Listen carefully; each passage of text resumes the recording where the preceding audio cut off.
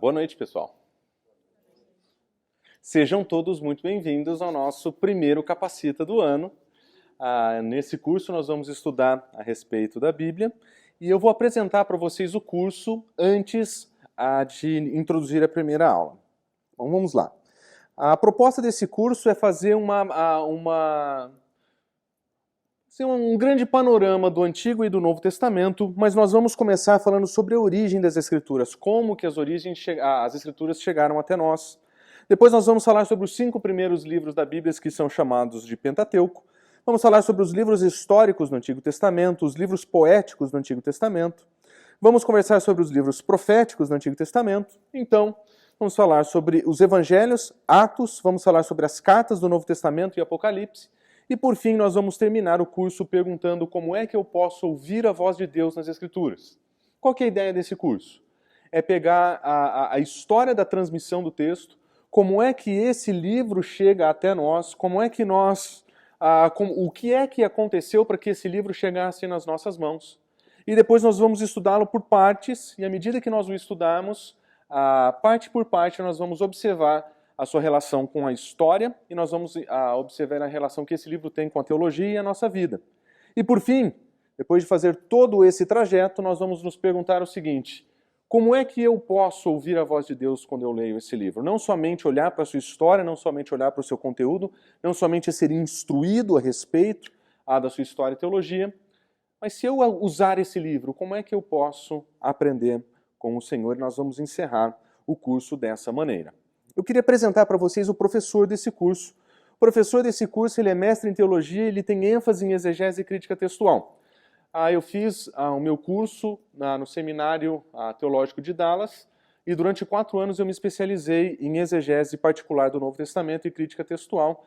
Essa é a área da minha especialização. Então o meu bacharel em teologia já é um bacharel um pouco diferente e o tipo de estudo que esse curso me oferece me permite ter um apreço muito grande pelo texto, um apreço profundo por esse livro. Eu vou mostrar para vocês. Enquanto eu estudei lá, eu trabalhei no The Center for the Studies of New Testament Manuscripts, que está escrito errado, mas eu vou arrumar já para passar menos vergonha. O que é esse centro? É um centro de estudos de manuscritos do Novo Testamento. Eu trabalhei indexando, indexando. Tem mais erro, Marquinhos? Não?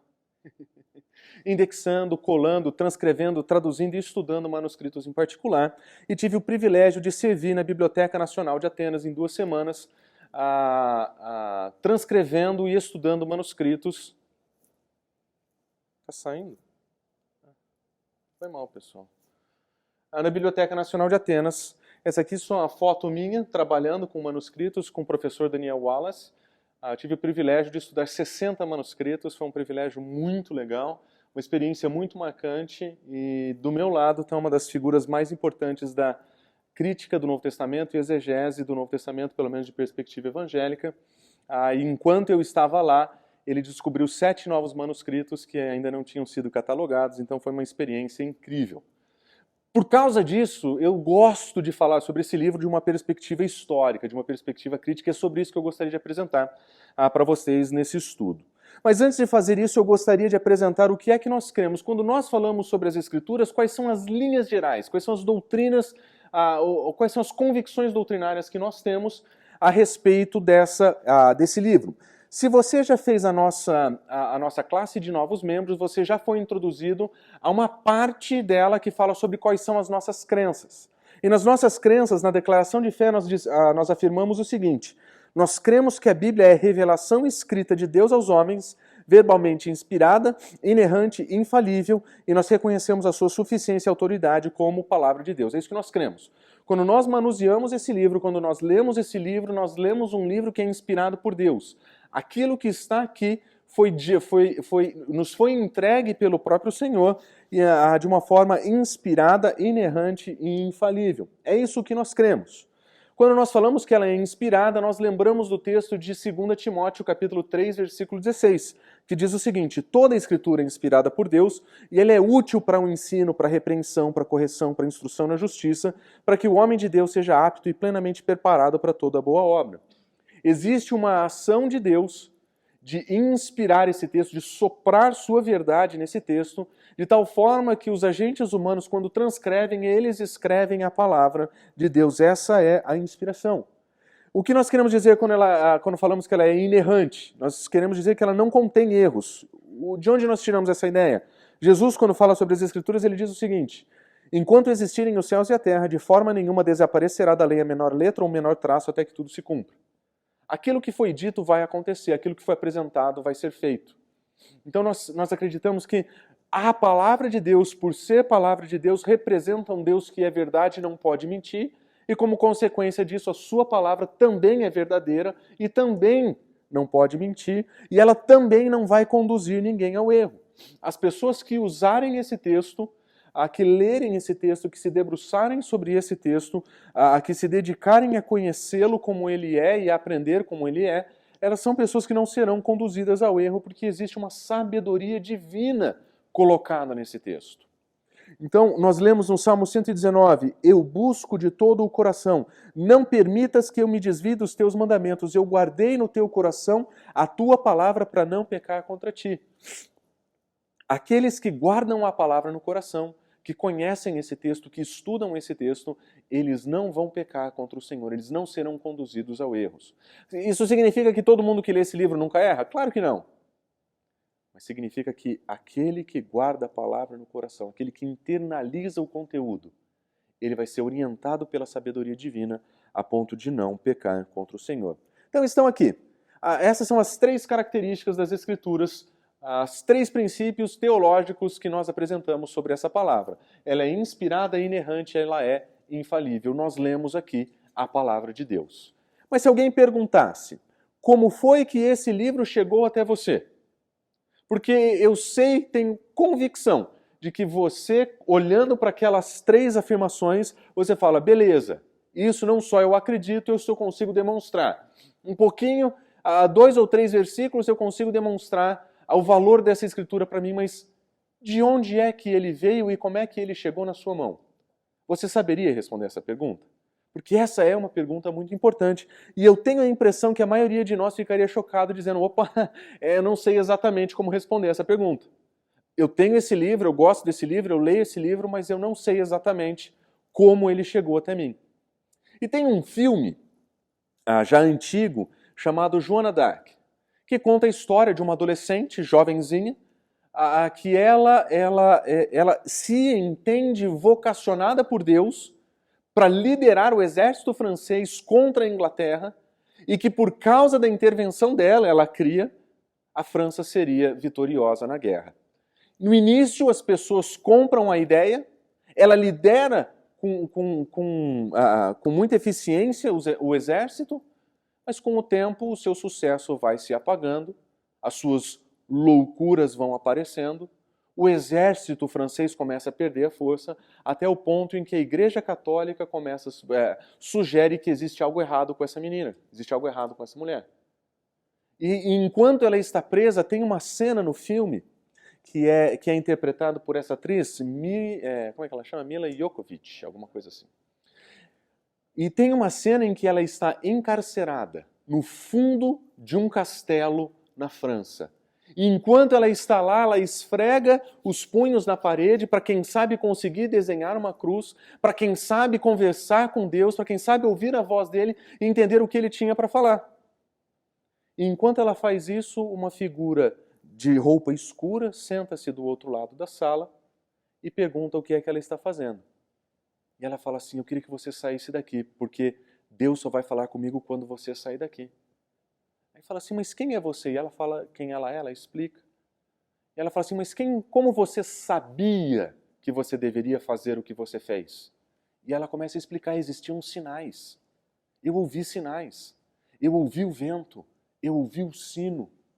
Eu ouvi Deus me comissionando para liderar o exército da França. Ele falou assim, mas como é que você tinha certeza? E ela fala, eu achei uma espada no campo. E a figura vestida de preta no canto diz, não, aquilo era apenas uma espada no campo. Ela falou, não, Deus me deu uma espada e Ele deixou a espada no campo. E ele fala assim, não, uma espada no campo é somente uma espada no campo, não é sinal de nada. E ela fala, não, aquilo era um sinal de Deus, que eu deveria. E ele começa a brincar com a mente dela, falando assim, de todas as possibilidades. Você foi crer justo nessa, de que Deus teria enviado um anjo que teria entregue uma espada para você no campo. E aí ele começa a apresentar cenários, começa a apresentar uma briga, um homem fugindo, deixando a espada cair. E o que ele queria dizer para ela era o seguinte, uma espada no campo é só uma espada no campo. Como é que você sabe que aquilo era um sinal? E a impressão que eu tenho é que a maioria de nós, quando nós olhamos para a nossa espada, para a nossa escritura, nós temos uma ideia parecida. Nós realmente acreditamos que isso é palavra de Deus, mas como que ela chega até nós? Ela vem descendo dos céus iluminada e ela cai traduzida na língua de todas as pessoas que precisam, porque a palavra de Deus veio automaticamente do céu, certo? Provavelmente não. Esse é um livro. Foi escrito por pessoas, foi transcrito por pessoas, foi copiado por pessoas. E se as pessoas que escreveram esse livro são aquelas que nós acreditamos que escreveram esse livro, tem aí uns bons 4.000 anos de que isso vem acontecendo, para que a gente pudesse pegar esse livro nas nossas mãos. E talvez para tentar aniquilar esse imaginário popular de uma palavra de Deus que desce dos céus pronta, eu gostaria de convidar vocês a participar de uma caminhada histórica e olhar de onde é que esse texto vem e como é que ele chega até nós. Por que eu quero fazer isso? Porque eu realmente acredito que uma fé consciente das suas tradições é uma fé consistente na defesa das suas convicções. Eu realmente acredito que se a gente conhecer bem esse livro, souber de onde ele vem, a gente está melhor preparado para lidar com as oposições que nós vamos enfrentar. Permita-me contar uma história. No ano de 2006, eu estava entrando no escritório da então Igreja Batista Cidade Universitária. E um dos pastores me entrega em mãos um livro de capa branca com o título de O que Jesus disse e o que Jesus não disse. Era um livro escrito por um crítico textual. Era um livro que tinha basicamente nenhuma informação nova. Era um livro que não tinha nada demais, exceto que alguém tinha resolvido escrever sobre um assunto chato, de um jeito legal, para pessoas que não estudavam o assunto, para dizer o seguinte, o que as pessoas chamam de Bíblia nada mais é do que qualquer coisa. Foi o livro mais vendido no Brasil durante semanas, de acordo com diferentes listas. Ele apareceu como o livro mais vendido nos Estados Unidos por muito tempo. E em função desse livro, muitas pessoas olharam para aquilo e abandonaram a sua fé. Porque eles não conseguiam lidar com aquelas informações. Não tinha nada novo, não tinha nada espetacular. As pessoas sequer entenderam exatamente o que ele queria dizer. Em uma entrevista posterior, alguém perguntou, você acredita que as pessoas lendo o seu livro podem chegar a uma conclusão errada e ter menos confiança naquilo que eles chamam de Novo Testamento? Ele falou, com certeza. As pessoas entenderam errado o que eu quis dizer. Sem dúvida ele tinha uma agenda, sem dúvida ele queria dizer, ele queria se levantar contra o cristianismo e ele fez de um modo muito perspicaz. Ele atacou a fonte. A partir do momento que ele atacou a fonte, que ele tirou de nós a confiança nesse livro, ele tirou de nós a confiança em todo o resto. E foi o que aconteceu com muita gente. Por isso que eu acredito que uma fé consciente da sua própria tradição, ela é consistente na defesa da sua fé. E o que eu queria fazer para vocês, ou com vocês hoje, é capacitar a cada um de nós a entender que, embora a gente não conheça todos os detalhes, existe uma história. E nós podemos conhecer essa história de uma maneira melhor. Nós podemos aprender com isso. E essa é a minha proposta para essa manhã, para essa noite. É observar esse texto, essa história. E como é que nós podemos confiar que aquilo que nós temos em mãos foi aquilo que eles escreveram lá atrás. Então eu quero convidar você para essa jornada da história, da origem e da transmissão das Escrituras. E para fazer isso, eu gostaria de usar uma reflexão de um teólogo que eu gosto bastante. A Millard Erickson, ele diz o seguinte no seu livro de Introdução à Teologia Sistemática. Ele diz o seguinte, nós devemos reafirmar que as cópias e as traduções também são palavra de Deus. Palavra de Deus não é somente aquilo que Paulo lá atrás, dentro da sua prisão, escreveu num velho pedaço de papiro. Palavra de Deus inclui a nossa própria tradução. Isso tudo é a palavra de Deus, não somente aquilo que ficou lá atrás. E por que ele fala isso? Porque era possível que Paulo escrever para Timóteo que toda a Escritura é inspirada, embora sem dúvida nenhuma, a Escritura que ele se referia era uma cópia e muito provavelmente uma tradução. Quando Paulo fala a Timóteo, você tem que ler as sagradas letras, você tem que ouvir a Sagrada Escritura, ele provavelmente está falando para um homem de origem grega que lia em grego. E inspirada para Paulo era aquela cópia traduzida do Antigo Testamento. E eu acho isso sensacional. Porque se nós pensarmos na inspiração de Deus não como algo pontual que aconteceu um dia lá atrás, mas como algo que o próprio Senhor vem fazendo no decorrer da história, nós podemos ler esse livro com a mais profunda confiança de que esse é o livro inspirado. E não somente aquele original que ninguém viu e ninguém sabe onde está. Faz sentido?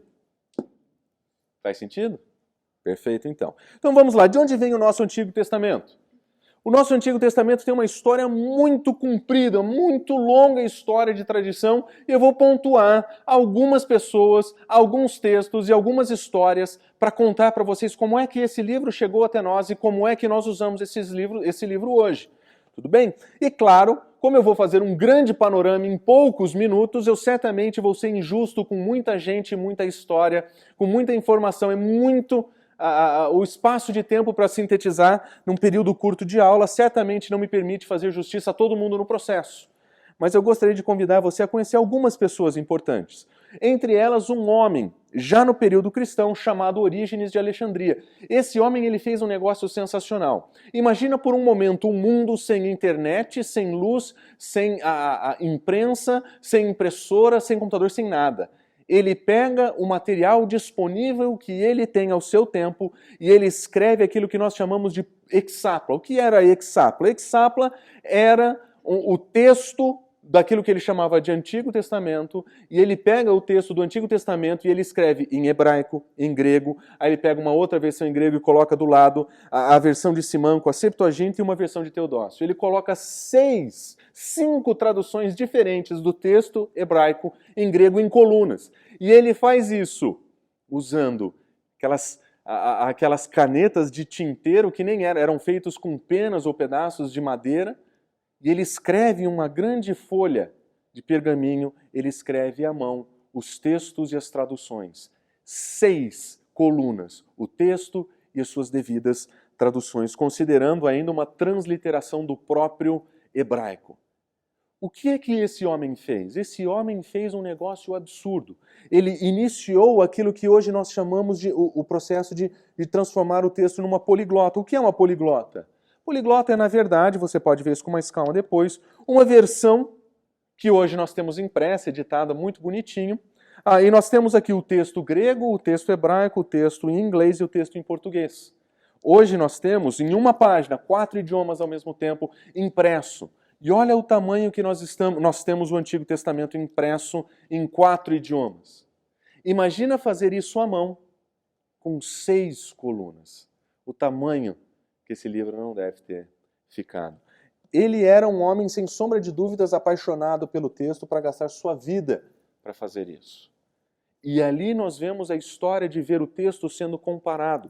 Não somente isso, anos mais tarde vem um homem chamado Eusébios Hierônimos, também conhecido como Jerônimo, ou São Jerônimo. Ele é um homem que faz um outro trabalho fantástico, procurando oferecer para o cristianismo aquela que naquele momento tinha se tornado a religião oficial do Império. E ele foi comissionado a escrever uma versão que seria a versão autorizada, aquela que seria a versão final. Ele começa a comparar os manuscritos da antiga latina, dos materiais escritos em latim, e ele começa a produzir uma versão que seria a forma oficial da igreja cristã no quarto, quinto século. Jerônimo ele faz isso e ele oferece para a igreja aquilo que nós conhecemos como Vulgata. Ele fez um trabalho impressionante de observar o texto, de copiar o texto, de comparar o texto, de traduzir melhor o texto, de fazer novas traduções, oferecer críticas, detalhes, sugestões, melhorias. E no processo ele ofereceu para o mundo cristão ocidental o livro que se tornou a base da reflexão teológica de milênios da Igreja, a versão latina das Escrituras, incluindo ainda o Antigo Testamento. Na Idade Média, nós temos algumas coisas acontecendo. Na Espanha, por exemplo, um pouco antes da Reforma Protestante, nós vemos Francisco de Ximenes de Císteros. O que ele faz? Ele faz a primeira poliglota impressa. Já nesse momento já existia prensa móvel, eles já tinham condições de produzir em larga escala, ou pelo menos em escalas maiores do que a produção manual, e eles têm a brilhante ideia de fazer em 6 volumes todo o texto do Novo e Velho Testamento, escrito em vários idiomas, conhecida como a Poliglota Complutense. A Poliglota Complutense foi produzida pelo cardeal Ximenes entre 1514 e 1517, que é o ano da Reforma, e pode ter levado à incorporação de números e capítulos e versículos no texto hebraico, que foi uma novidade. Eles começaram a dividir o texto entre capítulos e títulos. O texto de Ximenes apresenta a Vulgata na coluna central, evidentemente, e em capítulos e versos enumerados com a Septuaginta de um lado e o texto hebraico do outro, ambos numerados em correspondência com o texto latino. Se você olhar uma página, você veria latim, grego e hebraico, e o hebraico com as suas devidas anotações e alguns comentários ainda aqui embaixo sendo expressos para o texto. Esse é um material que, se você for em bibliotecas especializadas, ele ainda está disponível, você pode pegar. A Vulgata foi copiada, recopiada e editada em outros momentos, mas esse livro, como já faz parte do processo de imprensa, você pode pegar os 6 volumes na sua mão. Eu tive o privilégio de abrir essa daqui e estudar nela também, comparando os textos, e é muito legal ver esse trabalho. Isso significou o trabalho de uma equipe enorme de pessoas na Espanha, sob supervisão papal, que teve autorização papal de produção e que recebeu um selo de obra autorizada. Esse é um livro fantástico, um livro muito legal de se conhecer. Anos mais tarde, nós vamos conhecer o trabalho dos maçoretas. Quem eram os maçoretas? Os maçoretas, eles eram responsáveis, uma comunidade hebreia, judaica, fiel, que trabalhava com a tradução, a transcrição do texto hebraico. Os maçoretas tinham um apreço tão grande pelo texto que cada vez que um escriba copiasse uma página e errasse, eles tiravam aquilo como obra sem valor e eles punham fogo naquilo. Se existia alguma das suas cópias que estivessem ficando velhas, eles entendessem que já tinha passado o tempo do seu uso, eles fariam uma nova cópia e eles queimariam a anterior, para não correr o risco da palavra ser corrompida. E os maçoretas, eles fizeram um trabalho incrível. E aqui você pode olhar um dos trabalhos deles. Durante o tempo dos maçoretas, e essa tradição vai desde 500 e nós vamos conhecê-la até 1100, foram estabelecidas e registradas tradições a respeito da leitura do texto e sua pontuação.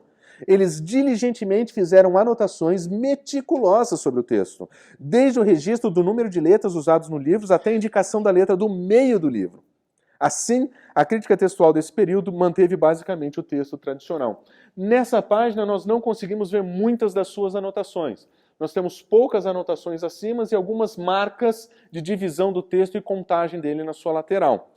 Mas o que é que eles faziam comumente? Bom, em primeiro lugar, eles tinham aquilo que são chamadas as anotações, a maçora marginal, aquela que fica do lado, e a final, que no final de cada livro eles ofereciam um resumo, número de letras. Eles contavam o número de letras por linha e por coluna, para garantir que a cópia fosse fielmente transcrita. Eles faziam sugestões, com o profundo respeito que eles tinham pelo texto. Quando eles liam alguma coisa que eles achavam que era diferente, eles escreviam nas margens sugestões de como aquilo deveria ser lido, que é chamado em hebraico ketiv, que é essas palavrinhas aqui, e o querer, que é aquilo que está escrito e aquilo que deve ser lido. O mais conhecido desse ketiv, querer, que eles fizeram, é quando a palavra que descreve o nome de Deus estava escrita. E naquele lugar onde a palavra de Deus, o nome de Deus estava escrito, eles diziam que estava escrito o nome de Deus, mas você deveria ler de outra forma. Ao invés de ler o nome por respeito, de usar o nome de Deus em vão, eles liam a palavra Adonai. Ao invés de lerem Yahweh ou de qualquer que seja a pronúncia da palavra, daquelas 4 letrinhas que formam o nome de Deus, eles liam Adonai. E enquanto eles encontravam sugestões que eles não entendiam exatamente como que o texto tinha sido transmitido para eles, eles dizem, o texto é lido dessa maneira, mas nós poderíamos lê-lo de tal maneira. E fazendo isso, eles mantinham o texto e deixavam aquilo que salvou o mundo inteiro, que são chamadas as acentuações e vocalizações. O texto hebraico, se você pegar em mãos, ele não é somente diferente, ele não é somente um texto que você lê de um lado, que a gente brinca que é o lado errado. Você lê de trás, parece que você está lendo de trás para frente, mas na verdade é a gente que lê de trás para frente, porque a gente veio depois, né? Mas se você olhar as letrinhas aqui, e você começar a perceber as pequenas pontuações que são impressas hoje no nosso texto, elas são derivadas do trabalho quase milenar desses homens, da tradição de homens fiéis que copiavam o texto para que esse texto pudesse chegar até nós. E hoje nós temos edições modernas, eu trouxe 2 para vocês. As 2 são impressões do mesmo texto, mas deixa eu apresentá-las para vocês. A Bíblia mais comum que usa-se com maior frequência é a Bíblia conhecida como Bíblia Hebraica Stuttgartense, que é a edição de um manuscrito, uma edição diplomática de um manuscrito, com as anotações massoréticas nas margens e as indicações de variantes, onde as coisas são diferentes nas diferentes traduções. E quando nós lemos esse texto, nós paramos para olhar para esse texto, nós temos uma longa tradição de transmissão transcrita de uma maneira super reduzida em uma página da Bíblia. Por exemplo, você pode olhar, eu vou deixar disponível aqui para vocês, mas nas margens nós temos o trabalho dos massoretas reimpressos. Eles estão em aramaico sem acentuação de maneira abreviada. Ou seja, não é fácil de ler, mas elas estão aqui. Aqui embaixo nós observamos as sugestões de críticas. Por exemplo, nós vemos que em Orígenes foi traduzido dessa maneira, aquela versão latina traduziu de tal maneira, nós vemos que a tradição a grega traduziu de tal maneira. Como é que nós vamos entender? As sugestões estão todas sintetizadas aqui. E nós conseguimos ler uma longa tradição de homens e mulheres fiéis que estudaram esse texto, que deram suas vidas por esse texto, para que hoje a gente tivesse pessoas altamente treinadas para transformar isso aqui nisso aqui. Transformar o nosso texto hebraico no nosso português. Quando nós abrimos uma Bíblia para ler, nós estamos ouvindo a voz de uma longa fila de homens e mulheres que dedicaram suas vidas para estudar as coisas mais engraçadas do mundo. Um dos meus professores de hebraico se especializou na fauna do Antigo Testamento. Por quê? Porque existem dilemas de como se usam as palavras hebraicas que descrevem os animais daquele período. Tudo para que a gente consiga entender com clareza esse texto. Pessoas que se especializaram em acentuação de palavras, como que as palavras são acentuadas, por que eles usavam desse modo e não de um outro modo. Tudo para que esse texto chegasse na nossa mão, para que a gente pudesse abrir, ler no nosso próprio idioma e ouvir a voz de Deus. Esse é um livro fantástico. E nós temos várias versões. A primeira que eu apresentei para vocês é essa. A Bíblia Hebraica Quinta é a 5ª edição. Essa daqui é a 4ª edição, conhecida como Bíblia Hebraica Stuttgartense, mas a 5ª edição ficou conhecida como Quinta, porque para nós Quinta é Quinta, mas para quem não tem línguas associadas ao latim, Quinta fica chique. Né? Se você fala Quinta em inglês, parece que você sabe latim. Então fica mais bonito. A Universidade Hebraica também tem um projeto de pegar um segundo manuscrito para fazer uma outra tradução, e está em processo de produção aquilo que nós chamamos de versão crítica, em que eles vão analisar as versões, vão produzir um texto crítico. Esse é um texto diplomático, eu já mostro para vocês como que funciona, mas o texto crítico é, olhando todas aquelas traduções, as diferentes versões, o que é que nós aprendemos com cada uma delas, e como é que elas nos ajudam a ler melhor o texto que nós temos. E essa edição crítica começou a ser produzida, se eu não estou enganado, em 2015, e espera-se que seja entregue aí nos próximos anos. É um trabalho de longo prazo, longo prazo. E à medida que nós vamos aperfeiçoando o nosso conhecimento da língua, que nós vamos aperfeiçoando o nosso conhecimento das evidências, nós vamos tornando a palavra de Deus traduzida de maneira mais clara. Esse é o grande objetivo. Mas vamos lá. Quais são as fontes materiais? Quais são os manuscritos que compõem aqui essas versões que nós lemos? Os manuscritos tradicionais são basicamente dois. O primeiro deles nós vamos chamar de Códice, ele é chamado de Códice Alepo. O Códice Alepo tem um nome porque ele foi encontrado na cidade de Alepo, e daí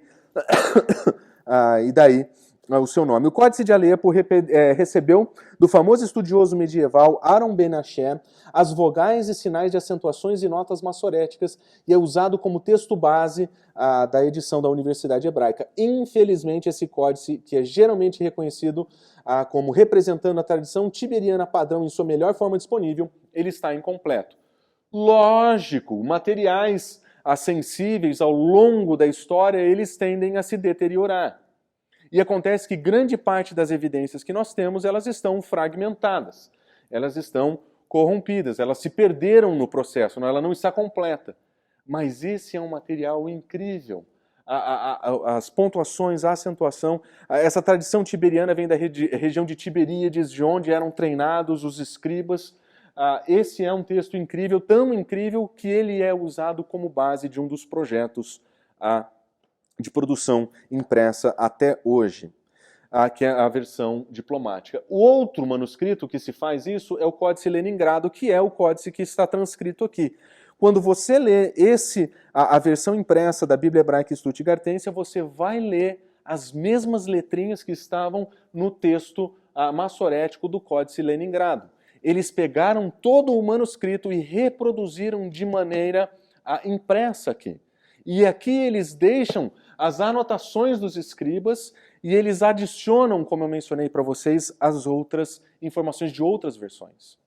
E com esse texto impresso, nós temos o que nós chamamos de texto diplomático. Nós pegamos um manuscrito, colocamos ele inteirinho reproduzido e nós demonstramos as variações com outros manuscritos nas notas marginais.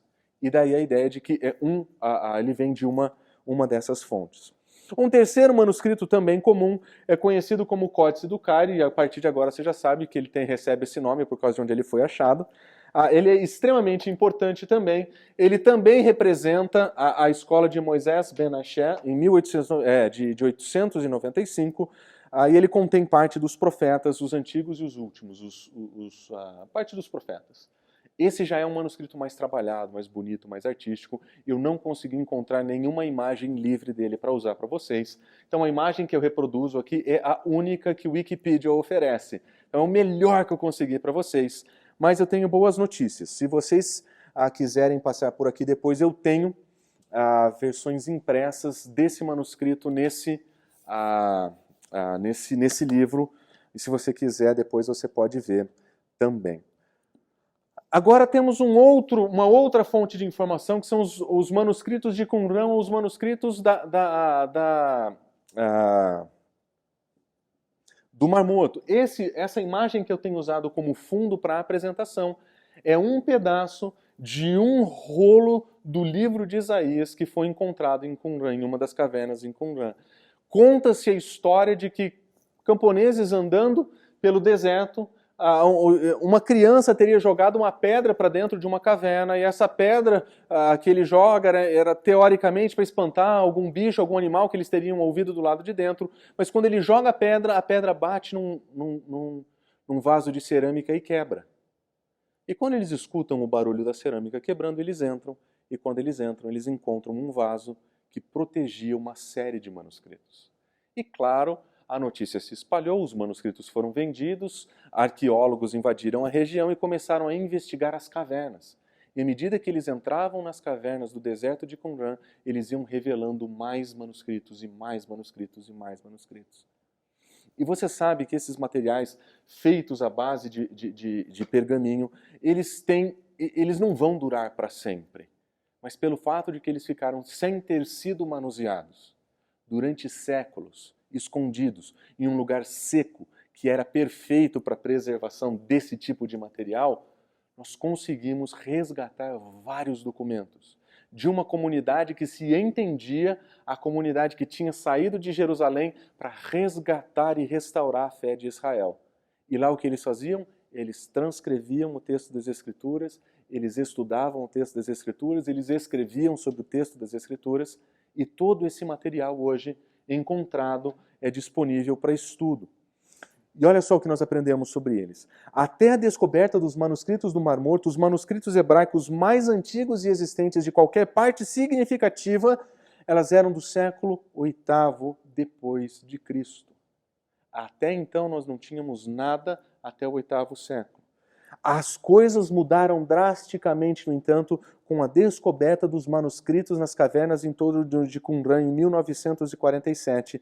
Dessas cavernas, agora nós temos algo entre 600 e 800 manuscritos em diferentes graus de preservação, datado do terceiro século antes de Cristo até o primeiro século depois de Cristo. E sabe o que foi legal? Que quando esses manuscritos vieram à tona, a primeira coisa que os estudiosos fizeram foi comparar aquilo que eles tinham escrito ali com aqueles outros manuscritos posteriores. E uma das coisas que foi muito bonito de ver é que existiam muitas teorias sobre como que Isaías tinha sido escrito, se ele tinha sido dividido em grandes partes, e um grande rolo de Isaías, contendo a obra completa, foi encontrada, como se dissesse que aquelas pessoas entendiam que aquele livro tinha sido escrito por uma pessoa só. Era um único livro e não um livro super subdividido como pensavam os críticos. Outra coisa interessante, quando eles compararam o texto de Isaías, desse grande pergaminho, e eles comparavam isso com os massoretas, eles perceberam que o texto era muito parecido. Séculos de transmissão manual, pessoas diferentes, lugares diferentes, mas o texto era absolutamente parecido.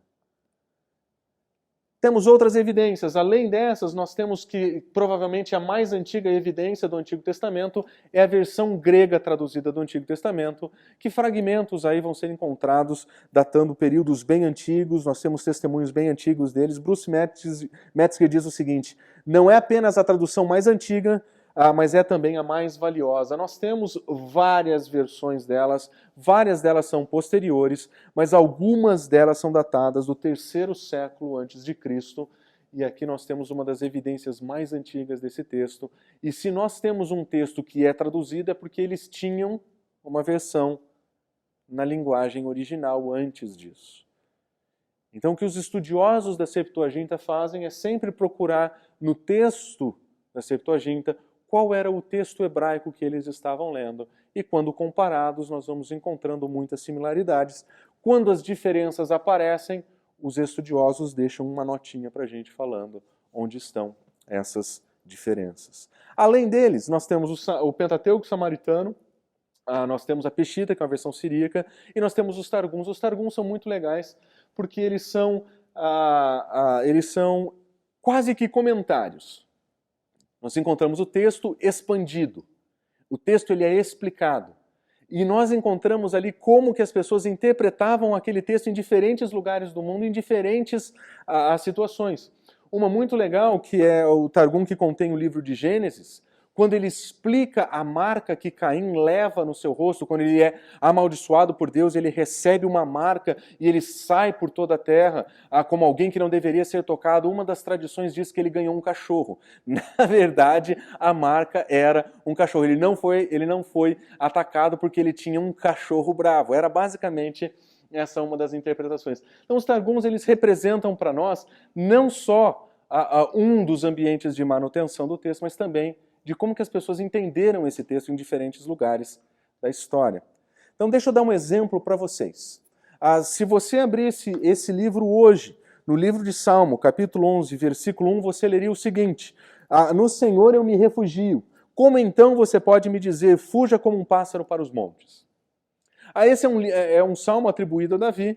Ele está passando em um momento de crise. Aí ele está dizendo assim: a minha convicção está no Senhor. Ele é o meu refúgio. Eu tenho a minha segurança garantida. Mas ele ouve os seus conselheiros dizendo que ele tem que fugir como um pássaro para os montes. Se você abrir a versão da Bíblia Hebraica Stuttgartense, você vai perceber que existe uma diferença no modo como esse verbo deveria ser traduzido. Será que esse verbo era plural ou singular? Será que ele é masculino ou feminino? E a grande pergunta que nós temos aqui então é: o que dizem as evidências? Se você ler o texto massorético, o Códice Alepo, você vai descobrir que o texto foi mantido como fujam. Fujam vocês. Mas você olha para o contexto e você diz: como é que vocês podem falar para mim? Eu. E vocês? Parece que tem alguma coisa diferente acontecendo aqui. Então você olha para todas as outras traduções, sejam nos Targums, sejam na Caro-Gueniza, seja na Septuaginta, a versão de Aquila, ou na Peshitta, você vai encontrar o texto fuja você, concordando com o texto. E se você olhar o trabalho dos maçoretas, você vai descobrir que eles deixaram uma notinha que dizia: lê-se, fujam. Desculpa, está escrito, fujam. Mas nós deveríamos ler, fuja.